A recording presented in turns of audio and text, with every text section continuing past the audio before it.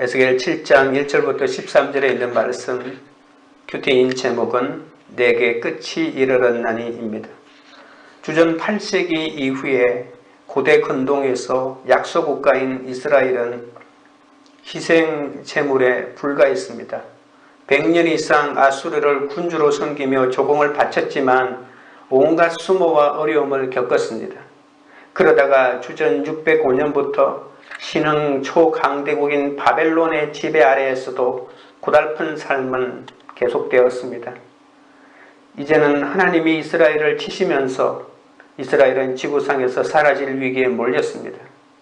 하나님이 자기 백성을 쳐서 온 세상에 흩어버리신다고 하시니 기도할 곳도 없습니다. 100% 죄인이니 그 죄값을 치를 수밖에 없습니다. 에스겔은 예언된 종말이 이스라엘의 온 땅에 임하여 나라가 끝장난다고 합니다. 이 파괴적인 사건은 하나님께서 직접 이스라엘을 향해 분노를 발하시는 사건입니다. 이스라엘의 죄악에 대해 멸망하는 기근의 독한 화살을 보내겠다고 하셨는데 이제 그 하나님께서 일어나셔서 직접 심판에 가담하십니다. 하나님은 충동적으로 불공평하게 심판하는 것이 아닙니다.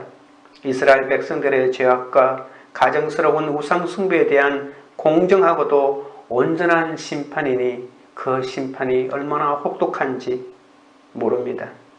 오늘 본문을 통해서 하나님의 심판의 과정들을 살펴보도록 하겠습니다.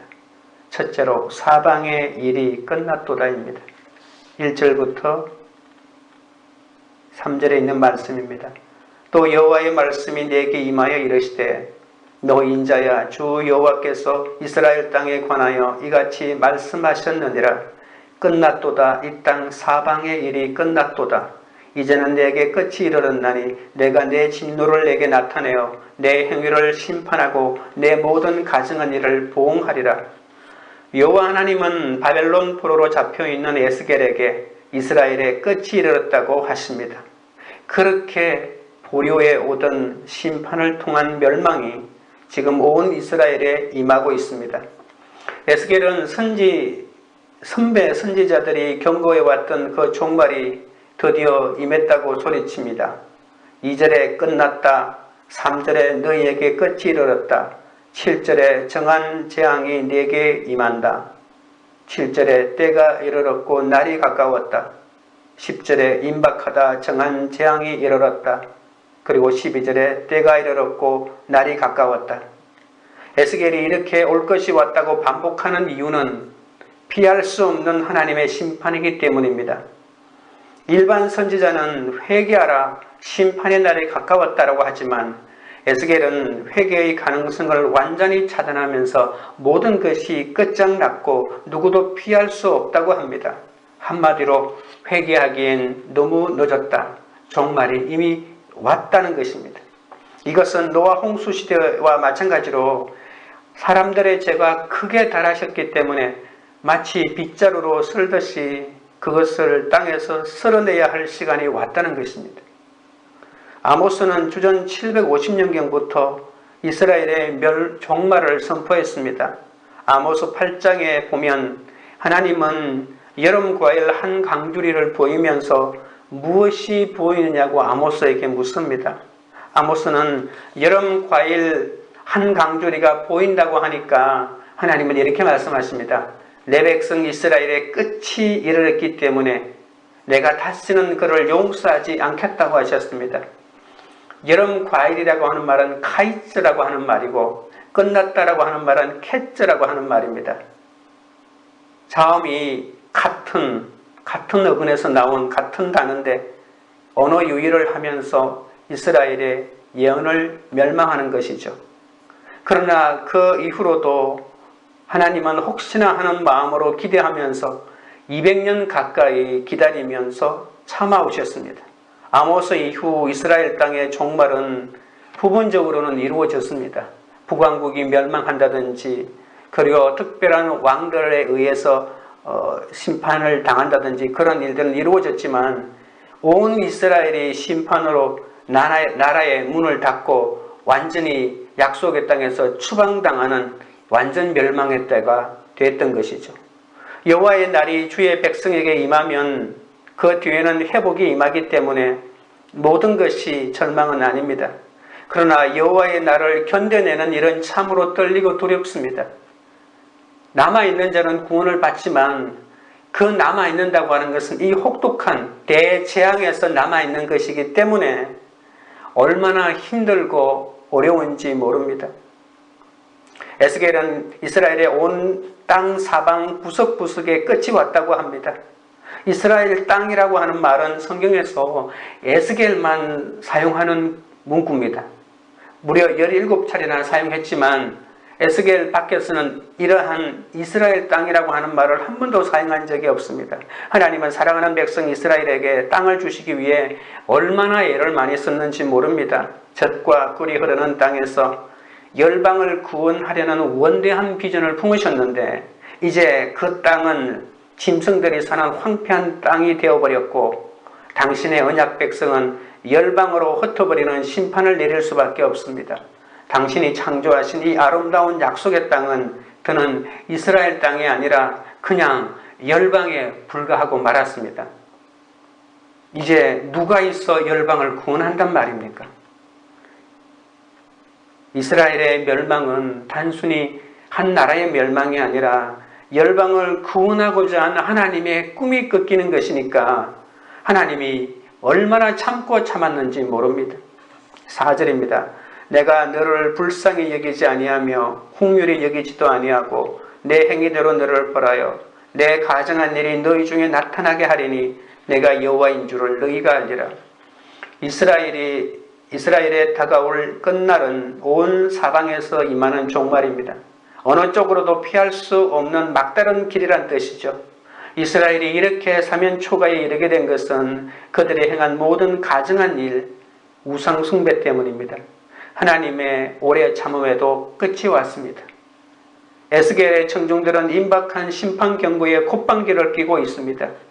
보통 선지자의 선포가 진실인지 아닌지는 많은 시간이 지나봐야 합니다. 10년 후에 종말이 올 것이다 라고 하는 이 말의 진실의 여부는 10년이 지나봐야 알 수가 있는 거겠죠. 그래서 에스겔의 심판 선고도 최소한 몇십 년은 지나봐야 안다면서 무시했습니다. 하나님은 마침내 그들의 경건하지 못한 행실과 안일한 생각에 벌을 내리십니다. 하나님의 심판은 이스라엘이 그분과 맺은 언약과 관련 때문에 보응이라고 하는 말을 사용합니다. 복수하겠다는 것입니다. 원수를 갚겠다는 것입니다. 죄는 하나님으로부터 정당한 대가를 받습니다. 그 이상 또 그 이하도 아닙니다. 에스겔은 여러 곳에서 죄를 하나님과 맺은 언약을 파괴했기 때문에 임한다고 그득그득 말하고 있습니다. 이스라엘은 한 나라로 출발하는 순간부터 하나님과 맺은 언약을 준수해야 한다고 끊임없이 배웠습니다. 죽음이 다가오고 있음을 한 모세는 가나안 정복을 눈앞에 둔 이스라엘에게 신명기 6장 5절에 이렇게 말합니다. 너는 마음을 다하고 뜻을 다하고 힘을 다하여 내 하나님 여호와를 사랑하라고. 이스라엘의 삶은 이러한 하나님의 말씀을 무시하는 삶이었습니다. 이제 그 대가를 치르는 날이 온 것입니다. 에스겔은 이스라엘의 종말이 임박했다는 사실뿐만 아니라 이 심판은 하나님의 무서운 진노가 이스라엘에게 퍼부어지는 것이라고 말합니다. 그래서 다양한 문구와 다양한 단어를 통하여 표현합니다. 이 하나님의 분노와 심판을 어떻게 사귈 수 있을까요? 돌리신 하나님의 그 얼굴을 어떻게 다시 되돌릴 수가 있을까요? 자비와 사랑의 얼굴로 다시 자기 백성을 대해 주실까요?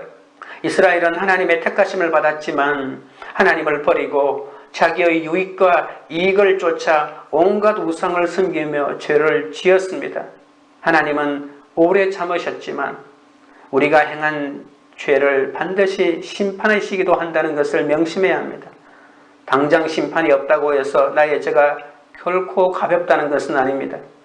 믿는 이들의 대표적인 악은 죄책감과 남을 비방하는 것입니다.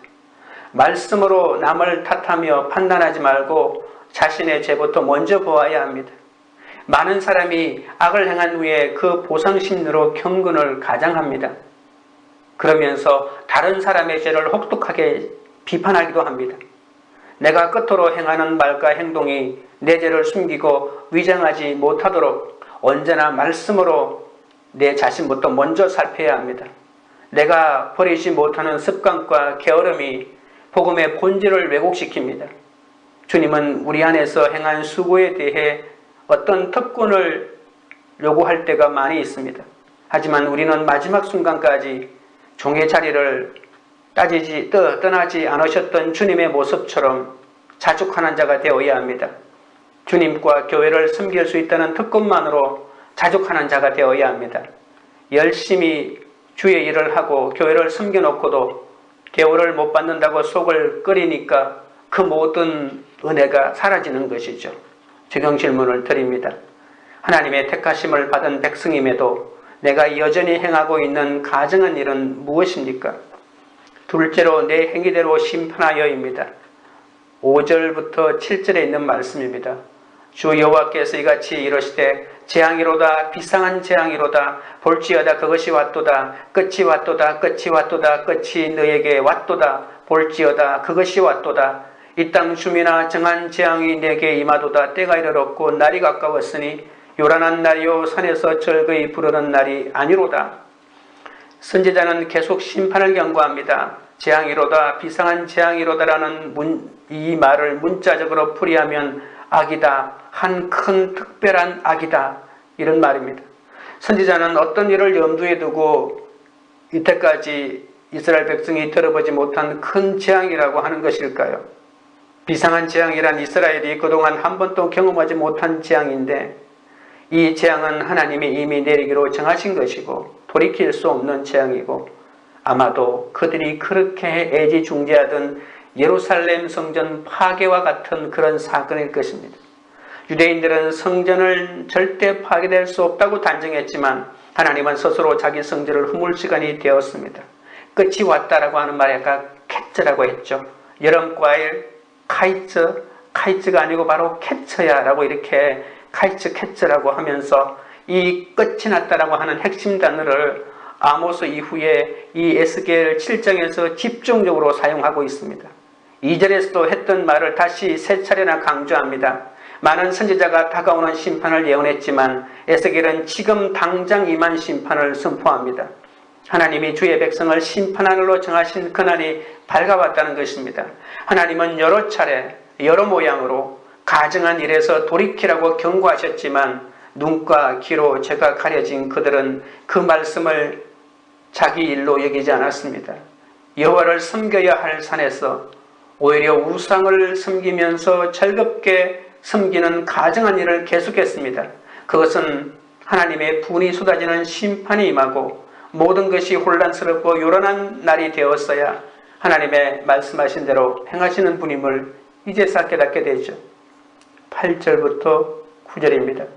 이제 내가 속히 분을 내게 쏟고 내 진노를 내게 이루어서 내 행위대로 너를 심판하여 내 모든 가증한 일을 내게 보응하되 내가 너를 불쌍히 여기지 아니하며 긍휼히 여기지도 아니하고 내 행위대로 너를 벌하여 너의 가증한 일이 너희 중에 나타나게 하리니 나 여호와가 때리는 이임을 내가 알리라.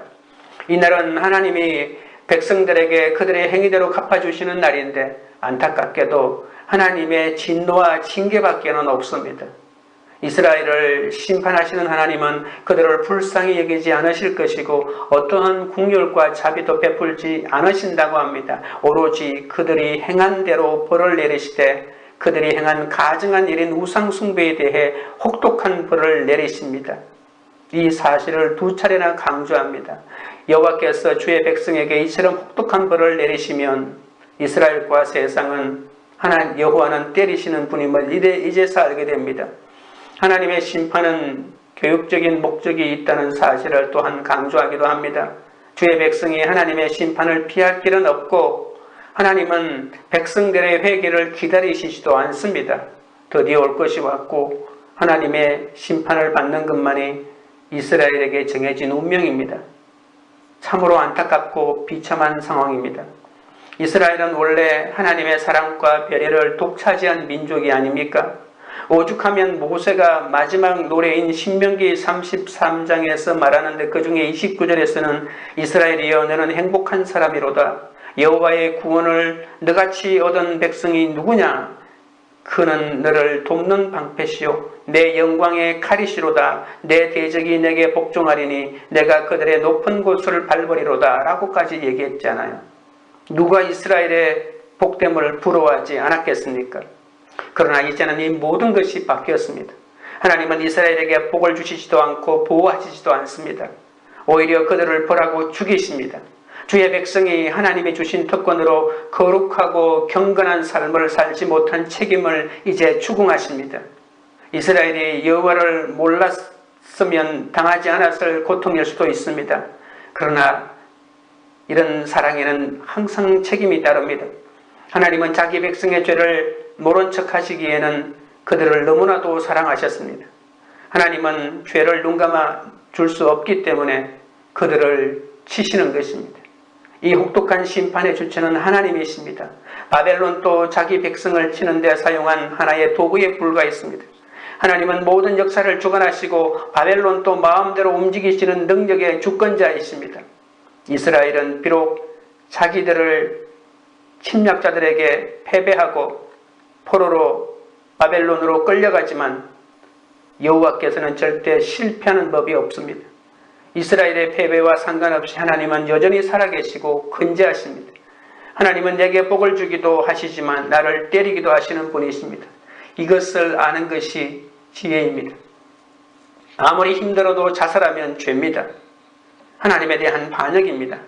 자기 부정이 없고 인내가 없고 하나님에 대한 사랑을 모르기 때문에 많은 사람이 죽어갑니다. 하나님께서 지은 죄로 인해 너무 고통스러워하지 말라고 예수 안에 피할 길이 있다고 오늘 또 말씀하고 계십니다. 나를 위해 십자가를 지신 주님이 다시 살아나셨습니다. 예수께로 피하기만 하면 살 수 있습니다. 그것도 영원토록 살 수 있습니다. 복음의 능력 중에서도 가장 중요한 것은 죄사함의 능력입니다. 죄 때문에 고통스럽고 힘드십니까?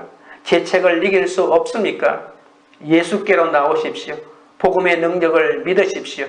아파서 고통이 아니고 돈이 없어서 고통이 아니고 자녀와 남편이 속을 썩여서 고통이 아닙니다. 모든 고통은 바로 자기 죄 때문에부터 시작되기 때문에 그 죄를 용서하시는 주님께로 오면 모든 고통에서 벗어나고 새로운 희망을 가질 수가 있습니다. 적용 질문을 드립니다. 지금 나에게 찾아온 비상한 재앙은 무엇입니까? 나는 축복의 하나님만 압니까? 아니면 심판의 하나님도 알아 말씀을 듣고 돌이켜 회개합니까? 셋째로 모든 무리에게 임함이로다입니다. 10절입니다. 볼지어다 그날이로다 볼지어다 임박하도다 정한 재앙이 이르렀으니 몽둥이가 꽃이 피며 교만이 싹이 났도다. 몽둥이가 꽃이 피며 교만이 싹이 났다는 말은 교만해진 이스라엘의 심판의 날이 가까웠다는 뜻입니다. 이스라엘은 하나님의 은혜를 잊어버리고 그분의 말씀으로부터 멀어졌습니다. 그래서 하나님은 바벨론을 심판의 몽둥이로 들어 포악하고 무자비하게 예루살렘을 공격해 그 땅을 황폐하게 만듭니다. 주의 백성에게 임한 심판은 하나님이 원수 갚는 것입니다. 나무가지에 움이 튼 것을 보거나 꽃눈을 보면 봄이 왔다는 것을 깨닫습니다. 마찬가지로 이스라엘의 경건하지 못한 행실과 교만도 꽃을 피워 심판의 계절이 도달했다는 것을 깨달을 수 있습니다. 이 말씀이 배경이 되는 이미지는 아론의 상난 지팡이입니다. 안타깝게도 한때는 이스라엘을 선택하신 하나님의 특별한 은혜를 상징하던 이미지가 이곳에서는 이스라엘을 심판하는 상징으로 사용됩니다. 꽃을 피운 주의 백성의 죄악과 교만은 그들을 칠 몽둥이에도 꽃이 피게 했습니다. 그러니까 아론의 지팡이에 삭이 나고 꽃이 피면 이 이스라엘을 심판할 몽둥이에도 꽃이 피고 싹이 나기 때문에 그러면 하나님이 이 몽둥이를 두고 이스라엘을 심판한다는 것입니다. 하나님은 바벨론을 심판의 몽둥이로 삼아 이스라엘의 죄와 교만을 벌하시는 이 몽둥이는 아무것도 남지 않을 때까지 주의 백성을 내리칠 것입니다. 하나님의 심판의 봄이 왔다는 것입니다.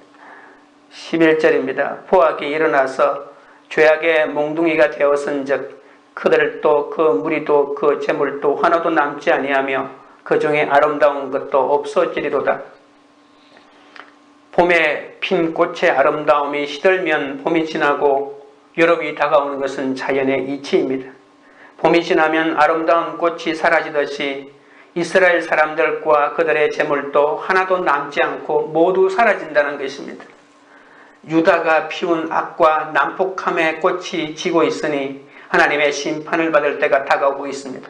성경은 하나님이 악인의 성공과 번성에 대해 결코 오랫동안 침묵하지 않으신다고 여러 번 강조하고 있지 않습니까? 12절 13절입니다. 때가 이르렀고 날이 가까웠으니 사는 자도 기뻐하지 말고 파는 자도 근심하지 말 것은 진노가 그 모든 무리에게 임함이로다. 파는 자가 살아있다 할지라도 다시 돌아가서 그 판 것을 얻지 못하리니 이는 묵시가 그 모든 무리에게 돌아오지 아니하고 사람이 그 죄악으로 말미암아 자기의 목숨을 유지할 수 없으리라 하였음이로다. 파는 자와 사는 자가 같이 기다리는 날이 있다고 합니다. 집을 팔고 살 때는 미리 맺었던 계약 조건에 맞추어 잔금을 치르고 소유권을 양도하고 계약을 마무리합니다. 그런데 하나님의 심판이 임하는 날은 파는 사람이나 사는 사람이나 모두 불행한 날입니다. 지금 전쟁이 일어나는데 땅을 사고 땅을 파는 것이 무슨 의미가 있습니까? 그들이 맺은 계약은 아무런 효력도 발휘하지 못하는 무용지물입니다. 유리한 거래도 없고 불리한 거래도 없습니다. 이스라엘 전체가 바벨론의 말발굽에 짓밟히는데 팔고 사는 계약이 무슨 의미가 있죠? 집안의 모든 것을 버려두고 피난부터 가야 하는데 목숨이나 부지하면 다행인데 지금 내가 건물을 사고 집을 샀다는 것이 아무 의미 없다는 얘기입니다. 에스겔은 이스라엘이 죗값을 치를 날이 다가왔음을 선언합니다. 이날은 세상의 모든 부동산과 사업계약을 무의미하게 만들어버린다고 합니다. 예루살렘에 거하는 사람들은 어떤 계약으로 어떤 이익을 얻을지 고민하는 것보다 내 죄를 심판당할 이 재앙을 어떻게 할 것인지부터 생각해야 합니다. 우리는 언제까지 영적인 눈이 어두워 밭을 사고 소를 사고 장가가면서 조금이라도 이 세상 이윤을 남기는데 몰두하고 있습니까? 머지않아 나라가 망해 통째로 빼앗기고 불타는데 내 소유 내 집이 무슨 소용이 있습니까? 죄에서 구원해 주신 하나님의 은혜를 잊고 매일 삶의 방향을 잡아주는 말씀을 멀리하면 결국 삶의 모든 영역에 하나님의 진노가 임할 수밖에 없습니다. 하지만 날마다 말씀으로 자기 죄를 깨닫고 회개하는 사람에게는 교만의 싹이 자랄 수 없습니다. 그럴 때 성도는 하나님의 임박한 진노 가운데서도 은혜를 누리며 살 수 있습니다. 은밀히 이루어지는 죄의 진행은 우리를 죽음으로 이끌고 갑니다. 왜냐하면 죄의 결과는 사망이기 때문에 그렇습니다. 죄의 실체를 알고 죄의 진행을 막으려면 하나님 앞에 회개하고 엎드리는 것밖에는 방법이 없습니다. 내가 엎드릴 때 하나님의 엑스레이가 나를 비추고 내 속에 더러운 죄를 환히 드러나게 하십니다. 자신의 추함과 무능함을 드러내는 것이 하나님을 자랑하는 것입니다. 적용 질문 드립니다. 내 안에 삭트고 있는 죄의 삭은 무엇입니까? 하나님이 나에게 허락하신 심판의 몽둥이는 무엇이고 누구입니까? 기도드리겠습니다. 아버지 하나님, 내가 살고 누리는 모든 것이 하나님께서 주시지 않은 것이 없습니다. 하나님의 택하심을 받았음에도 내가 원하는 우상을 만들어 섬기는 저의 죄를 회개하오니 불쌍히 여겨 주옵소서. 하나님의 택함받은 자임에도 여전히 세상 기복의 가치를 우상으로 삼고 세상에서 이기고 또 이기려는 모든 욕심을 내려놓게 하여 주시옵소서. 주님 안에서 행한 수고에 대해 어떤 특권을 요구하고자 하는 마음을 제하여 주시고 마지막 순간까지 주의 종의 자리를 떠나지 않으셨던 예수님처럼 자족하는 삶을 살게 하옵소서. 살면서 한 번도 겪어보지 못한 재앙이 찾아올 때, 나에게 비상한 재앙이 찾아올 때 그것을 주님의 경고로 여기며 주님께 돌이키는 자가 되게 하옵소서. 자기 부정이 없고 인내가 없고 하나님에 대한 사랑을 몰랐기 때문에 고난으로 죽어가고 있사오니 주여 불쌍히 여겨 주옵소서.